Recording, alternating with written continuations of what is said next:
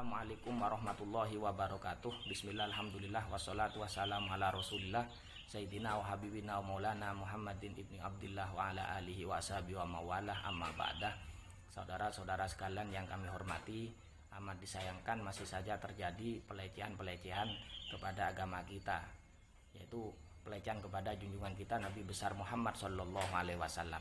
Karena melecehkan Nabi otomatis itu menjadi pelecehan kepada agama Islam yang dibawanya. Dan tentunya kita sebagai umat yang beriman akan merasakan sakit hati, dan itu adalah hal yang normal. Apa? Ada lagu yang dinisbatkan kepada Siti Aisyah, lagu yang judulnya Aisyah. Isinya pujian kepada Siti Aisyah. Siti Aisyah memang orang yang luar biasa. Bahkan dalam Sahih Bukhari, Rasulullah menyatakan kepada Ummu Salamah, la tu'dini fi Aisyata. Ingat, kamu jangan menyakiti diriku dalam diri Aisyah. Kenapa? Fa innahu lam ya'tinil wahyu wa ana fi saubim ra'atin illa Aisyata. Karena wahyu tidak datang kepadaku sedangkan aku berada di baju perempuan kecuali Aisyah. Ini sebuah fadilah, keutamaan yang dimiliki oleh Siti Aisyah radhiyallahu taala anha.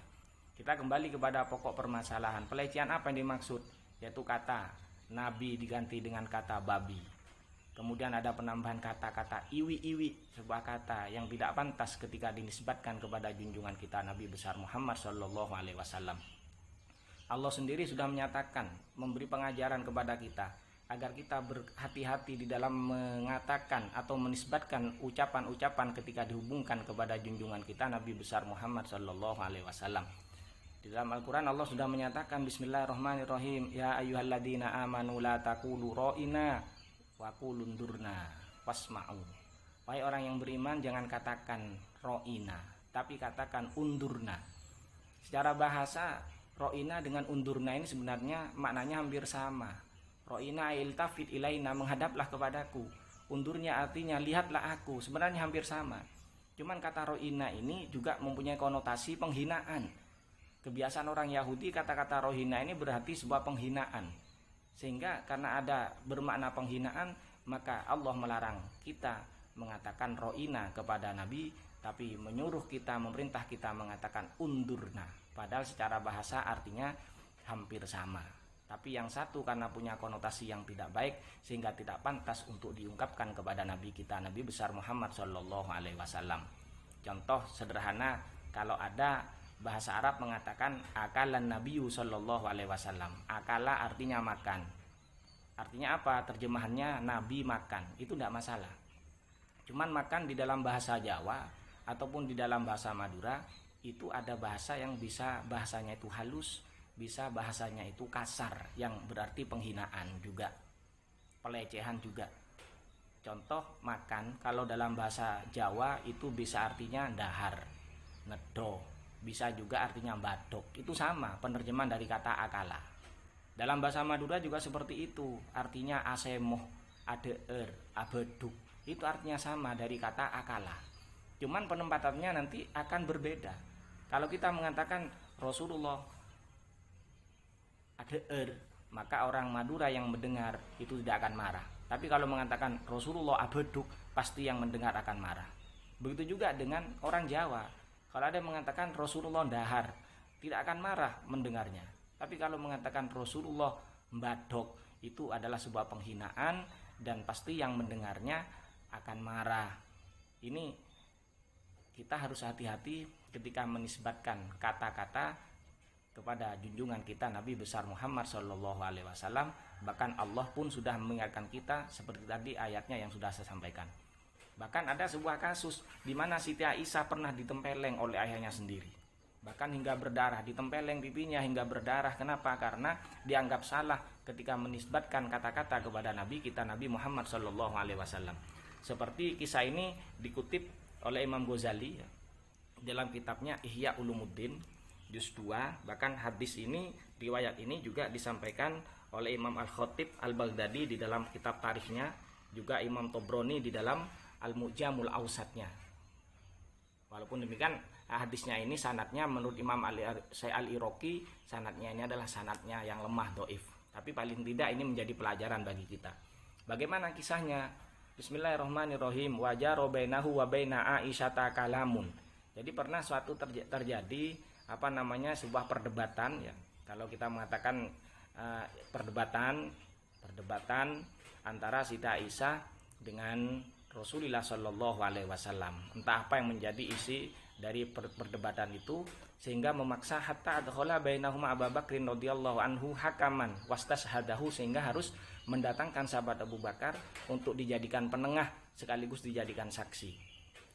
Setelah berkumpul ketiga orang, Rasulullah menyatakan, Rasulullah tidak arogan. Beliau menyatakan faqala Rasulullah sallallahu alaihi wasallam, kemudian Rasulullah mengatakan kepada Siti Aisyah, bagaimana? Takallamina au atakallam? Ayo Aisyah, kamu yang bicara atau aku yang bicara, kata Rasulullah. Ini beliau tidak arogan ya. Jadi menawarkan, kamu yang bicara atau aku yang bicara. Faqalat bal takallam anta, sampean saja yang bicara, kata Siti Aisyah. Wala takul illa haqqon, tapi ingat sampean jangan berkata kecuali yang benar, kata Siti Aisyah. Wala takul illa haqqon, jangan bicara kecuali yang benar. Sepintas ucapan seperti ini tidak masalah, tapi karena ucapan ini dinisbatkan kepada Rasulullah Shallallahu Alaihi Wasallam, bagaimana? Apa yang terjadi? Fala tomaha Abu Bakrin hatta damiyafuha, maka secara reaktif dan responsif sahabat Abu Bakar langsung menempeleng pipi putrinya itu, Siti Aisyah ditempeleng hingga bibirnya berdarah.